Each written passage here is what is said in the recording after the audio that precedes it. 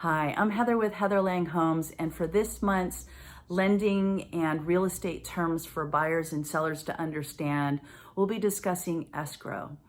Now, escrow is a neutral third party that holds instructions and money for properties that are going through the purchase and sale process. So, for example, here in Northern California, we have title companies and they are in charge of holding escrow and following those instructions.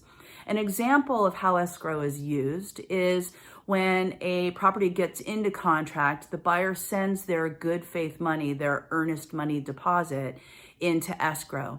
That money is always goes towards the down payment, the final down payment that needs to be brought to escrow before it closes.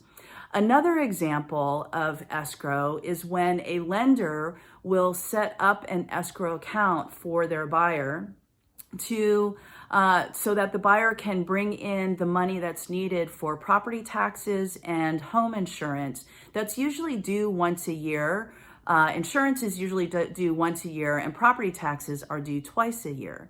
And a lender will ask if a buyer wants to save that money on the monthly basis, and that money then gets sent into this escrow account along with the monthly mortgage payment.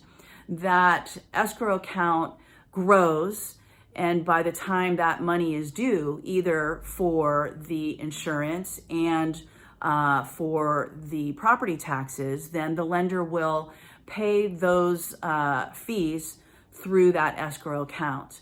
Lenders can't hold on to that money for a long period of time. So once a payment is made, at the end of the year, if there's any money left over in that escrow account, it is then sent back to the buyer, that new owner of the property, and then they'll start over again the following year.